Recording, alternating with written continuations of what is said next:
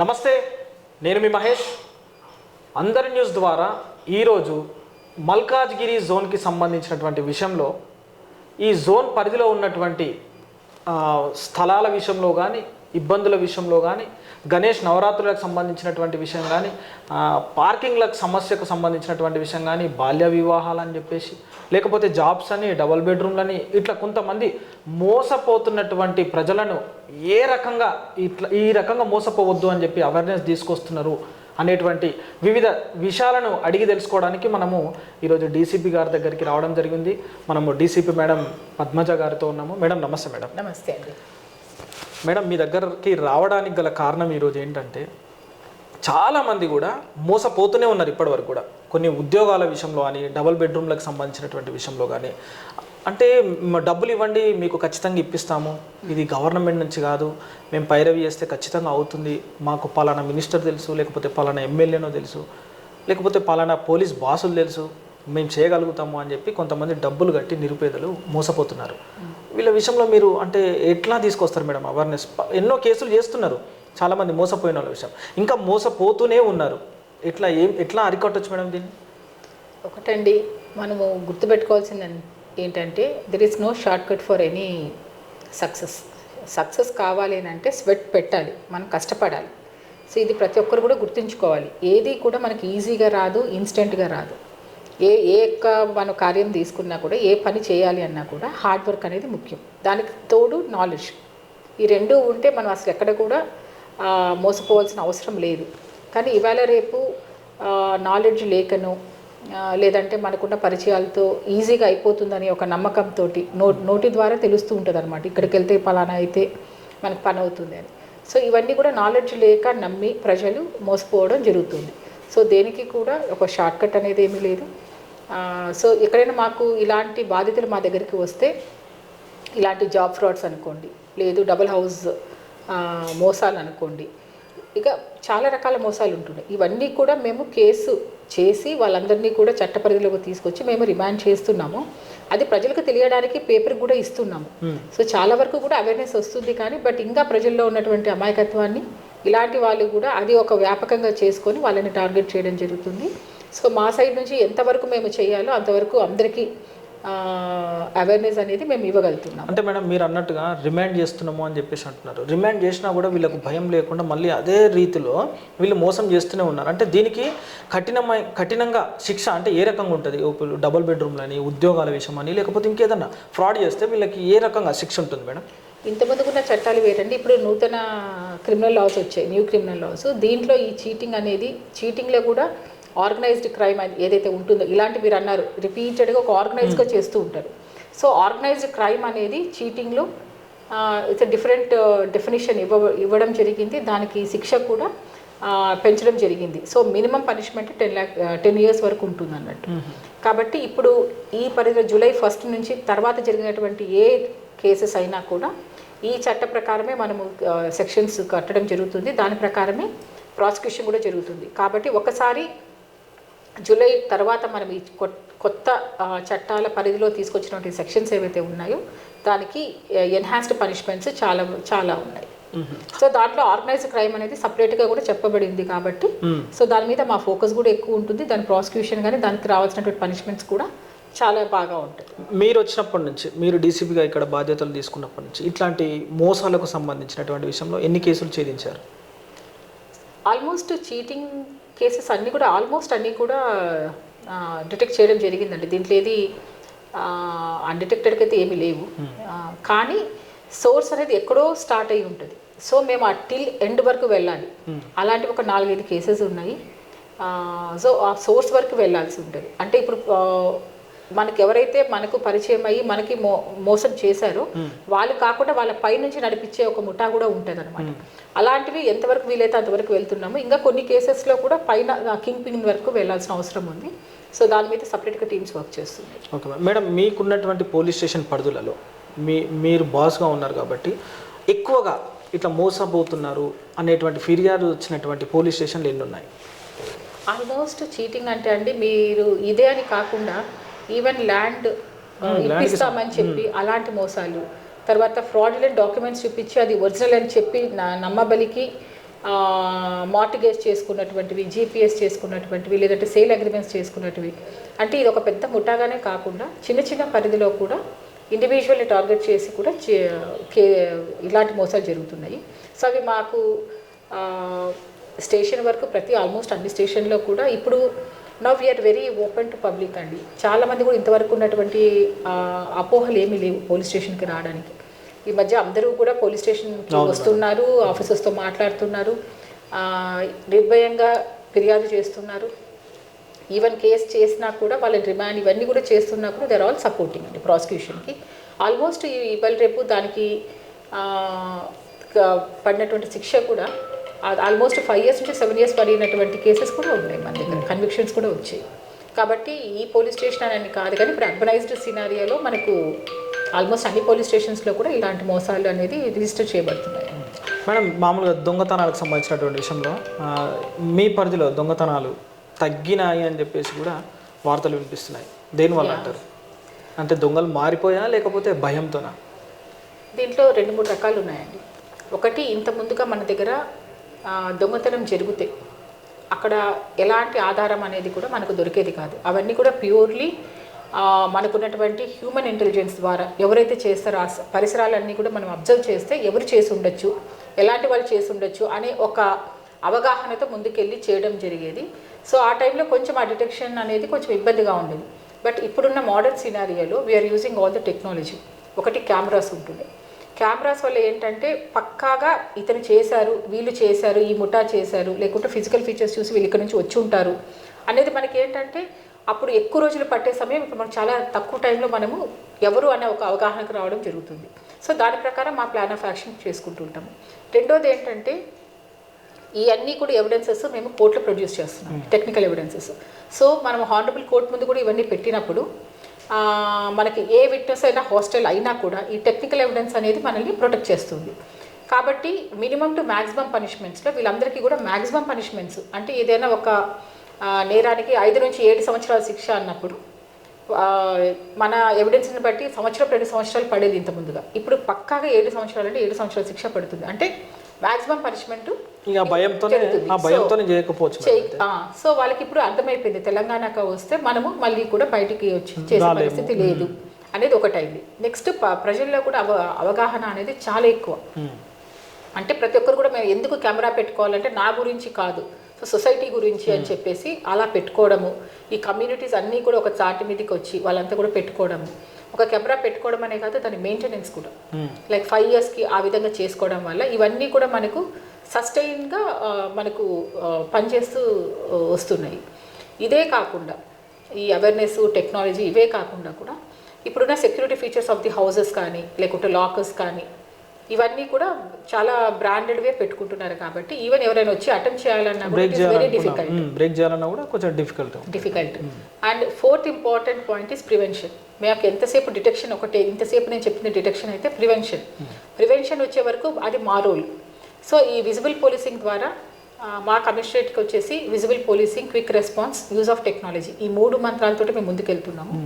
So ఏదైతే మనకు ఈ విజిబుల్ పోలీసింగ్ ఉందో సో ప్రతి చోట కూడా మాకున్నంత ఫోర్సు ఎక్కడెక్కడ ఏ హాట్స్పాట్స్ ఉన్నాయి, గ్రే ఏరియాస్ ఉన్నాయి, పబ్లిక్ తిరగని ప్లేసెస్ ఏమున్నాయి, ఎక్కడైతే ఎలాంటి అఫెన్సెస్ జరుగుతాయి, ఇట్లాంటివన్నీ కూడా మేము మ్యాప్ చేసుకొని విజిబుల్ పోలీసింగ్ చేస్తున్నాము. సో మాతో లోకల్ పోలీసే కాకుండా ఆర్మ్డ్ ఫోర్స్ కూడా వస్తున్నారు. సో మాకు ఎలాంటి ఇబ్బందులు ఎదురైనా కూడా రిటాలియేషన్ కోసం ఆర్మ్డ్ ఫోర్సెస్ విత్ వెపన్స్ కూడా మాతో ఉంటారు. ఇంకొన్ని దగ్గర అయితే మాకు even public are coming with us. మేము మూవ్ అవుతుంటే వాళ్ళు కూడా మాకు సహకరించి సో మాకు ఒక్కొక్క పోలీస్కి ఒక్కొక్కరు సివిలియన్ మాతో అటాచ్ అయ్యి వాళ్ళు కూడా మాకు సపోర్ట్ చేస్తున్నారు. సో ఆ మోటివేషన్తో కూడా ఇంకా బాగా చేయడం జరుగుతుంది. So prevention is the best mantra rather than the detection. Madam, ఇంకొకటి, ఇన్ని భారీ వాహనాల వల్ల అభం శుభం తెలియని చిన్నారులు యాక్సిడెంట్లలో చనిపోతున్నారు. అది ముఖ్యంగా మల్కాజ్ జోన్లో కూడా ఎక్కువ లారీస్ అనేటువంటివి కూడా ఒక టైమింగ్ అనేటివి పాటించకుండా వాళ్ళ ఇష్టానుసారం రావడంతో సిటీలోకి యాక్సిడెంట్ జరుగుతున్నాయి. మేడం, పదే ట్రాఫిక్ పోలీసు వాళ్ళు ఎంత కంట్రోల్ చేసినా, మీ లా అండ్ ఆర్డర్కి సంబంధించి ఎంత కంట్రోల్ చేసినా కూడా లారీలు అసలు ఆ రకంగా ఎందుకు రాగలుగుతున్నాయి? అంటే బేసిక్గా సిటీ లోపలికి ఎంటర్ అవ్వాలి అని అంటే ఆఫ్టర్ 10 o'clock తర్వాత ఎంటర్ అవుతాయి. బట్ మనది రాచకొండ, కమిషనరేట్ ఇవన్నీ కూడా సబర్బ్స్లో ఉన్నాయి, అంటే కనెక్టింగ్ టు ద సిటీ ఉంది. రూరల్ డిస్ట్రిక్ట్స్కి, తర్వాత హైదరాబాద్ సిటీకి మధ్యలో ఉన్నటువంటి ఏరియా. సో మనం ఈ ఎకనామిక్ డెవలప్మెంట్ కూడా చూసుకుంటే అన్ని చోట్ల కూడా అంత ఎక్కువ రెస్ట్రిక్షన్స్ అనేది చాలా ఇబ్బంది. సో మన వరకు వచ్చినప్పుడు మనం ఏం ప్లాన్ చేసుకుంటున్నామని అంటే హోల్డింగ్ ఏరియాస్ అని మేము ఐడెంటిఫై చేసాము. ఇప్పుడు గట్కేసర్ దగ్గర దాదాపు ఒక 20 ఎకరాల ప్లేస్ చూసి పెట్టాం. సో ఎవరికైనా కూడా ఆపుకోవాలన్నా సిటీ వరకు పోలేకపోతే వాళ్ళు అక్కడ ఆపుకొని రెస్ట్ తీసుకొని రాత్రి వాళ్ళకి ఎప్పుడైతే షెడ్యూల్డ్ టైం ఉంటుందో సిటీకి వెళ్ళడానికి ఆ టైంలో మాత్రమే కదిలేటట్టు ఇలాంటి ప్రణాళికలు కూడా మేము వేసుకున్నాము. ట్రాఫిక్ వాళ్ళతో కోఆర్డినేట్ చేసుకొని ఇలాంటి హోల్డింగ్ ప్లేసెస్ పెట్టుకున్నాము. కానీ అయినా కూడా జరుగుతున్నాయి మేడం హోల్డింగ్ ప్లేసెస్. మీరు ఎన్ని పెట్టినా, మీరు ఎన్ని షరతులు, ఎన్ని నియమాలని పాటించాలని చెప్పి మీరు చెప్పినా కూడా వీళ్ళని వదులుతున్న వాళ్ళు ఎవరు? అంటే మీరు ఒక్కరే బాస్, మీ బాస్ మీరు పని చేస్తారు కానీ మీ కింది స్థాయి కూడా చేస్తారని చెప్పి అనుకోదు మేడం. లేదు. ఇక్కడికి వచ్చేవరకు ఏమవుతుందని అంటే పెద్ద పెద్దవి ఏవైతే పెద్ద ట్రక్స్ అయితే ఉంటాయో అవన్నీ కూడా మేము అలో చేస్తలేమండి. కానీ ఇప్పుడు మీరు చెప్పేటటువంటి యాక్సిడెంట్స్ అవన్నీ కూడా ఈవెన్ ఆటో హిట్ కూడా అవుతున్నాయి. మాకు number of deaths, number of యాక్సిడెంట్స్కి వచ్చే వరకు లాస్ట్ ఇయర్ ఎంత ఉందో ఈసారి కూడా పెద్ద పెరగలేదు. బట్ మేము తగ్గించాలని ఒక ధ్యేయంతో ముందుకు వెళ్తాం రోడ్ యాక్సిడెంట్స్ ఫెటాలిటీ. బట్ ఏంటంటే ఇప్పుడు మేము ఆన్ పార్ అలానే లాస్ట్ ఇయర్ అయినా ఈ ఇయర్ వరకు కూడా అంతే నంబర్స్ ఉన్నాయి. బట్ బేసికలీ మనం ఇవన్నీ చూస్తే మనకు ఆశ్చర్యం కలిగించేది ఏంటంటే ఒకప్పుడు నైట్స్ ఎక్కువ అయ్యాయి, హిట్ అండ్ రన్ అయ్యాయి, ఎర్లీ అవర్స్లో అయ్యేది. కానీ మేము ఇప్పుడు డేటా అనాలిసిస్ చేస్తే 12 to 4 మధ్య కూడా అవుతుంది. అంటే ఇప్పుడు ఒక ప్రిడిక్టబిలిటీ లేదు. ఈ టైంలోనే అవుతుంది, వీళ్ళకే అవుతుంది, పలానా కార్ 4 వీలర్స్ వల్ల అవుతుంది, 2 వీలర్స్ వల్ల అవుతుంది అని కాదు. సో బికాస్ ఆఫ్ రోడ్ డ్రైవర్స్లో రావాలి. సో ప్రతి ఒక్కరు కూడా హడావిడిగా వెళ్ళిపోవడము, ఎట్లంటే ఒక లేన్ డిసిప్లిన్ అనేది లేదు.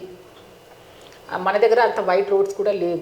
బట్ ఈవెన్ దెన్ పక్కన వాడు కూడా ఒక మనిషి అని చెప్పి వాళ్ళు గ్రహించుకొని వెళ్ళగలిగినంత వరకు మనం ఇవన్నీ కూడా మ్యాన్ మేడ్ థింగ్స్. మీరు ఇంత చేస్తున్నా కూడా, పోలీసులు అంటే ఇంత అవేర్నెస్ తీసుకొస్తున్నా కూడా కొంతమంది కమర్షియల్ కాంప్లెక్స్లు కానీ కొన్ని ఫుట్పాత్లను కానీ ఆక్రమించి వాళ్ళకి ఇష్టం వచ్చిన అనుసారంగా, అంటే అక్కడ స్థానికంగా ఉన్నటువంటి నాయకుల బలమో లేకపోతే వాళ్ళకున్న డబ్బు బలమో ఏదో చూసుకొని మాత్రం ఇష్టం వచ్చినట్టుగా కూడా పార్కింగ్ పెట్టి రోడ్డుని చిన్నగా చేసేటువంటి సంఘటనలు చూస్తున్నాం మేడం. ఇప్పటికి కూడా కొన్ని కాంప్లెక్స్లు కానీ, ఈ బార్ అండ్ రెస్టారెంట్ కానీ, బట్టల షాపులు బేసిక్గా అండి వీటి విషయంలో మీరు చెప్పిన ఈ ఎస్టాబ్లిష్మెంట్స్ అన్నీ కూడా it is not only the police job. Madam, police is a enforcement agency. So మాకున్న పరిధిలో, మాకున్న కెపాసిటీలో ఎవరైనా ఆ లా తప్పి ఏదైనా చేస్తే మేము that we will bring them under law. So ఇలాంటి ఫుట్పాత్స్ మీద ఏమైనా ఉన్నప్పుడు municipality will give us an requisition. అది మేము డిమాలిష్ చేయాలి అని చెప్పినప్పుడు మేము వాళ్ళకి ఫోర్స్ ఇవ్వడం జరుగుతుంది, సపోర్ట్ చేస్తాం. సో వాళ్ళకి ఏ టైం అడిగినా కూడా, ఒకసారి మార్నింగ్ 5 o'clock అంటారు, 7 o'clock, రాత్రి ఎప్పుడు అడిగినా కూడా whenever they are available we are ready to provide them the force. అవును మేడం. అయితే ఈ బండ్లను మీరు ఓకే మేడం, మీది జిహెచ్ఎంసీకి సంబంధించింది, వీటి క్లియరెన్స్ చేయాలి. రెండోది ఏంటంటే ఈ బార్లకు, వైన్స్లకు సంబంధించి ఒక నిర్ణీత కాలం ఉంటుంది. ఆ నిర్ణీత కాలాన్ని దాటి కూడా కొంతమంది బ్లాక్లో సేల్ చేసుకోవడం కానీ, దానివల్ల కూడా అక్కడ పార్కింగ్కి ఇబ్బంది, వాళ్ళు ఆ వెహికల్స్ వెళ్ళడం కానీ, అక్కడ ఉన్నటువంటి సమస్యలు. బేసిక్గా specially for bars and restaurants అండి, మేము వాళ్ళకి ఒక గైడ్లైన్స్ ఇవ్వడం కూడా జరిగింది. వాళ్ళు కూడా మాకు ఇన్ రిటర్న్ అక్నాలెడ్జ్ చేశారు. సో దాంట్లో ఏంటంటే first safety and security cameras పెట్టుకోవాలనేది ఒకటి. నెంబర్ 2 ప్రాపర్ పార్కింగ్ స్పేస్ ఉండాలి. Number 3 most of the times అక్కడ బార్ నుంచి వెహికల్ థెఫ్ట్స్ బాగా అవుతుంది. సో దాని గురించి అని చెప్పేసి మేము వాళ్ళకి ప్రైవేట్ సెక్యూరిటీ, అంటే మొబైల్గా తిరుగుతూ, కెమెరా అంటే ఒక దగ్గరే ఉంటుంది. సో ప్రైవేట్ సెక్యూరిటీ పర్సన్ కూడా తిప్పడం చేయాలి అని చెప్పి వాళ్ళకి చెప్పడం జరిగింది. కొన్ని రోజులు చేస్తున్నారు, తర్వాత దాన్ని డిస్కార్డ్ చేసేస్తున్నారు, అలాంటి వాళ్ళని తీసేస్తున్నారు. బట్ ఈవెన్ దెన్ మేము దాని ఒక షెడ్యూల్లో పెట్టుకొని వాళ్ళ మీద కూడా మేము చెకింగ్ చేసినప్పుడు వాళ్ళకు కూడా నోటీస్ సర్వ్ చేయడము. ఇన్ కేస్ ఏదైనా ఇన్సిడెంట్ జరిగింది అని అంటే we are also making them liable అండి. ఇప్పుడు ఈవెన్ ఫామ్ హౌసెస్ ఉన్నాయి. ఇప్పుడు మా దగ్గర రీసెంట్గా 2-3 డెత్స్ కూడా అయినాయి దాంట్లో. సో ఆన్లైన్లో రూమ్స్ ఇచ్చేస్తున్నారు, ఆ లోపల వాళ్ళు ఏం చేస్తున్నారు ఏమి అని చెప్పి చూసేటటువంటి వ్యవస్థ లేదు. సో దాంట్లో ఒక 2 నిండు ప్రాణాలు కూడా పోయినాయి. సో ఎవరైతే ఈ బాధ్యతాయుతంగా ఉండి అతని రిసార్ట్ ఇచ్చాడో దాన్ని సరిగా మేనేజ్ చేయలేనప్పుడు, ఇలాంటి వాటికి కమర్షియల్గా ఇచ్చినప్పుడు, so he has certain responsibility to take care of them. So అది చెయ్యనప్పుడు అతను కూడా లయబుల్. సో మొన్న జరిగిన 2 ఇన్సిడెంట్స్లో కూడా we made them liable. So they are also we have booked the cases for them also.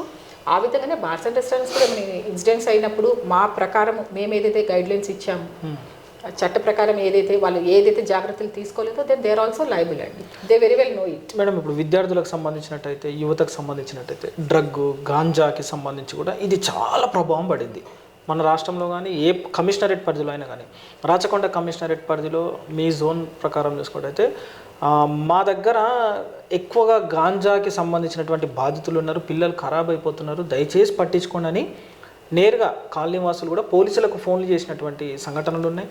అట్లాంటివి మీ దృష్టికి కూడా వచ్చి ఉండొచ్చు. దీన్ని ఎందుకు అరికట్టలేకపోతున్నారు? బేసిక్గానే మన దగ్గర సోర్స్ లేదు. ఇప్పుడు గాంజా కానీ ఏదైనా కానీ we are not the source, we are all in the area of the transportation area అనమాట. సో ఈ ట్రాన్స్పోర్టేషన్ జోన్లో ఉన్నా కూడా we have the consumers. In the meantime మనకు కన్స్యూమర్స్ కూడా ఉన్నారు. సో ఇక్కడ ఈ ర్యాపిడ్ అర్బనైజేషన్లో ఎవరెవరు ఎక్కడెక్కడ నుంచో వచ్చి ఇక్కడ ఉద్యోగం చేస్తూ జీవనం సాగిస్తున్న క్రమంలో we are getting lot of people migrants from north, Jharkhand, Madhya Pradesh అక్కడ నుంచి వస్తున్నారు, కర్ణాటక నుంచి చాలా మంది వస్తున్నారు. సో వాళ్ళు పోయి వచ్చేటప్పుడు వాళ్ళు తెచ్చుకొని పక్కన వాళ్ళకి ఇవ్వడం అనేది చాలా ఎక్కువ జరుగుతూ ఉంది. లైక్ 10 grams 12 grams ఎప్పుడు పట్టుకున్నా కూడా వాళ్ళ దగ్గర అంతే ఉంటుంది అన్నట్టు.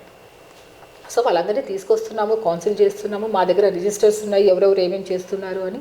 అండ్ ఆల్సో దాని గురించి అని చెప్పి మన ప్రభుత్వము సపరేట్గా దానికి టీజీ న్యాబ్ అని చెప్పేసి ఒక బ్యూరో కూడా పెట్టడం జరిగింది. సో వాళ్ళు కూడా మా ఏరియాలో ఏదైనా గ్రే ఏరియాస్ ఉన్నా లేకుంటే ఏదైనా సస్పీషియస్ కాల్స్ ఉన్నా వాళ్ళు మమ్మల్ని అలర్ట్ చేస్తారు.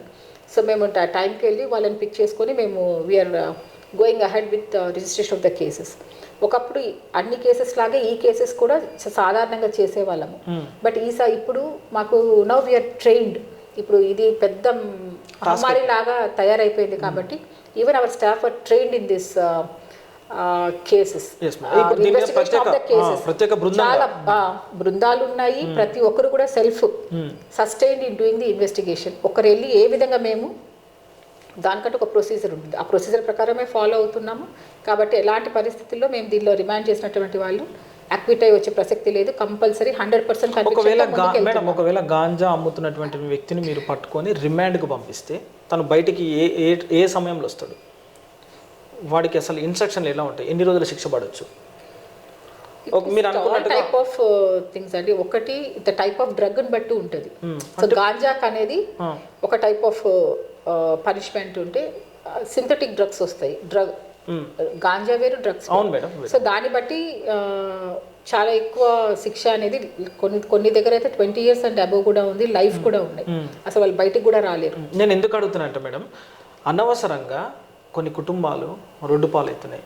పిల్లల మీద పెట్టుకున్నటువంటి తల్లిదండ్రుల ఆశలు కూడా నీరుగార్చేటువంటి ప్రయత్నం చేస్తారు. అంటే అభం శుభం తెలియని వాళ్ళకి వీళ్ళకి అలవాటు చేస్తున్నారు. కాబట్టి మీరు చెప్పేటువంటి యొక్క శిక్ష వల్ల అందరి న్యూస్ ద్వారా చూసేటువంటి కొన్ని కుటుంబాలు కూడా ఏమైపోతాయంటే మేడం, చూడు నాన్న ఈ రకంగా ఉంటుందంట, పోలీసు వాళ్ళు చెప్తున్నారు అనే అవగాహన గురించి. ఇప్పుడు నేను చెప్పాను కదండి, జూలై నుంచి మేము కట్టినటువంటి అన్ని కేసెస్లో కూడా ఎస్పెషల్లీ ఇట్లాంటి సొసైటీకి హార్మ్ చేసేటటువంటి ఎలాంటి క్రైమ్ అయినా కూడా అన్నీ కూడా 10 years అబోవ్ ఉన్న పనిష్మెంట్సే ఉన్నాయి. 10 years 20 years ఈవెన్ లైఫ్. వాళ్ళు ఇంకా బయటకు కూడా రాలేరు, జీవితాంతం కూడా జైల్లో ఉండేటువంటి పరిస్థితులు ఉన్నాయి. అలాంటి శిక్షలు ఉన్నాయి ఇట్లాంటి వాటిల్లో. సో దయచేసి I appeal to all the people. మనకు తల్లిదండ్రులు ఎంత కంట్రోల్ చేయాలని చూసినా కూడా ఇప్పుడున్నటువంటి సోషల్ మీడియాలో, తర్వాత వాళ్ళకు ఉన్నటువంటి కాంటాక్ట్స్, కామన్ ఫ్రెండ్స్, ఇన్ని విధాలుగా వాళ్ళు ల్యూర్ చేయబడుతున్నారు. కాబట్టి వాళ్ళు సెల్ఫ్ డిసిప్లైన్ ఉండి ఇట్లాంటి వాటిలో వెళ్ళకూడదు. వెళ్తే మాత్రం జీవితం నాశనం అయిపోతుంది, తప్పక నాశనం అయిపోతుంది. కాబట్టి నేను వెళ్ళకూడదు అని చెప్పి వాళ్ళకి సెల్ఫ్ డిసిప్లైన్ ఉండాలి. ఇన్ కేస్ అట్లాంటి కన్జ్యూమర్ అయినా, ఎవరైనా పెడ్లర్ అయినా, ఎవరైనా సప్లయర్ అయినా, వాళ్ళకైతే ఈవెన్ వాళ్ళ ప్రాపర్టీస్ దీని మీద ఏదైతే పైసలు సంపాదించారో, ఆస్తులు సంపాదించారో అవన్నీ కూడా తీసి తిరిగి కన్ఫిస్టికేట్ చేసేటటువంటి పవర్స్ కూడా పోలీసుకు ఉంది. సో వాళ్ళు అలాంటి డబ్బు ఏ విధంగా వాళ్ళు అసెట్స్ బిల్డప్ చేసినా కూడా అవి కూడా వాళ్ళకి నిలవవు.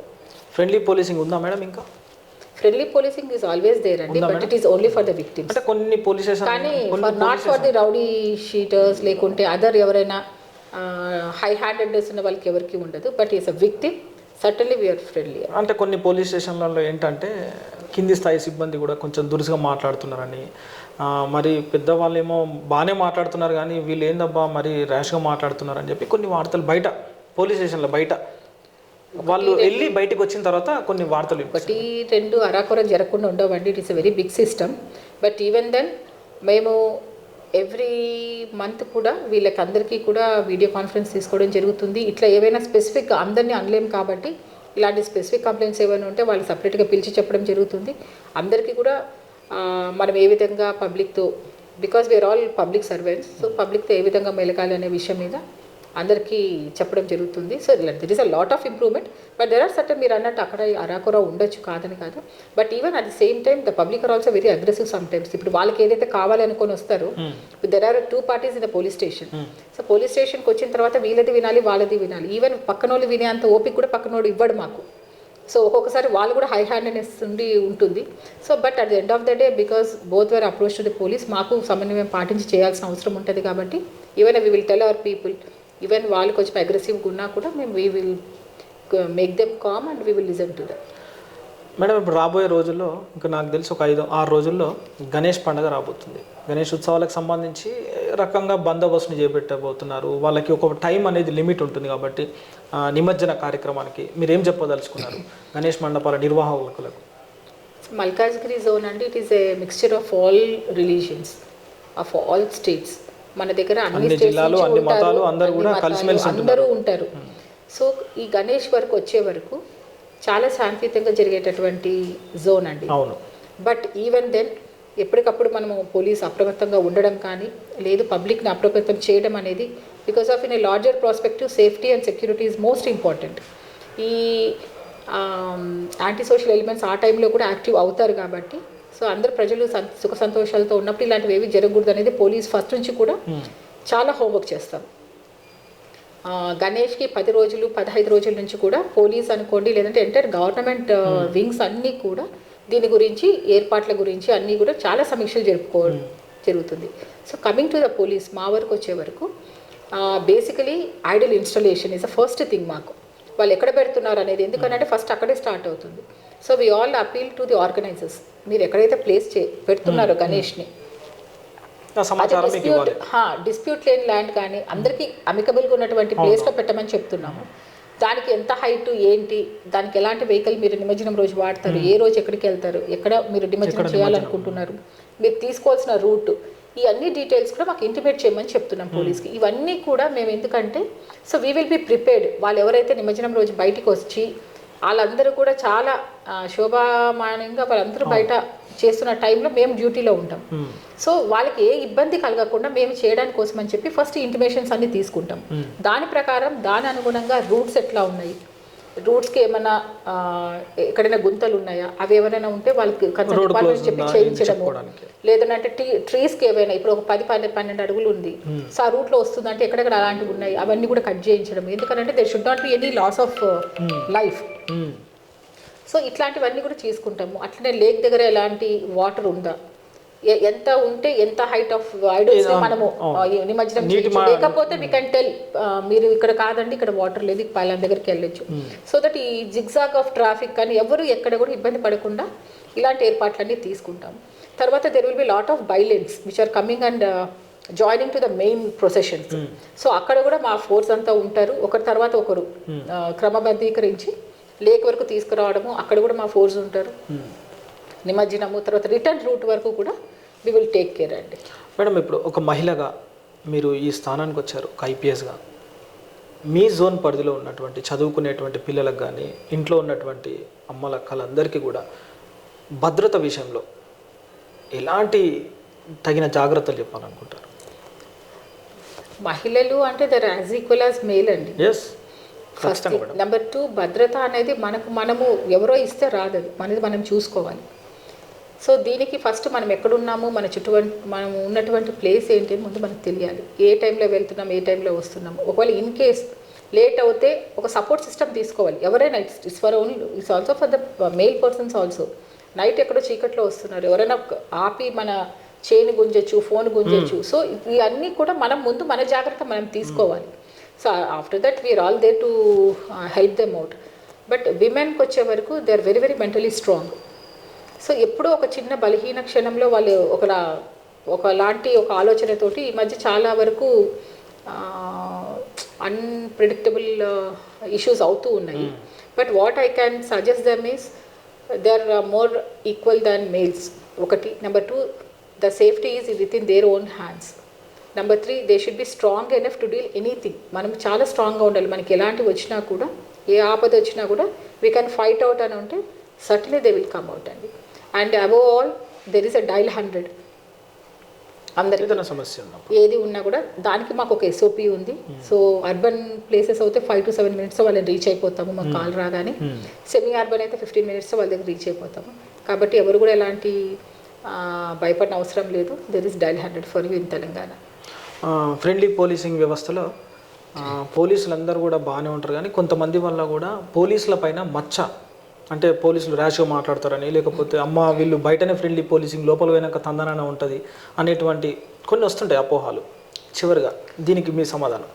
దేనికైనా ఒక సెట్ ఆఫ్ రూల్ ఉండదండి. ఫ్రెండ్లీగా ఉంటే ఫ్రెండ్లీగానే ఉండాలి అని కదా. The police system is something is like we have to act very dynamically.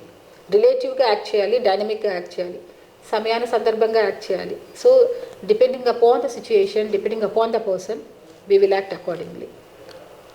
చూస్తున్నారుగా ప్రజలారా, అందరి న్యూస్ ద్వారా ఈరోజు DCP పద్మజ గారు మనతో మాట్లాడడం జరిగింది. అయితే ఉన్న సమస్యలన్నీ కూడా అడిగినా అని చెప్పేసి అనుకుంటున్నాను. ఎందుకంటే మీరు ఇచ్చినటువంటి కొన్ని టెక్స్ట్ మెసేజ్ రూపంలో ఈ రకంగా అడగండి అన్న, ఇగో ఈ టెక్స్ట్ ఎందుకు పెడుతున్నా అంటే మహిళల పట్ల అని, కొంతమంది గాంజాకి సంబంధించినటువంటి, కొంతమంది డ్రగ్కి సంబంధించినటువంటి, కొంతమంది పార్కింగ్లకు సంబంధించినటువంటి, కొంతమంది ప్రజలు ఏవైతే అడగాలనుకున్నారో ఆ క్వశ్చన్స్కి DCP మేడం సమాధానం ఇచ్చారు, మాట్లాడడం జరిగింది.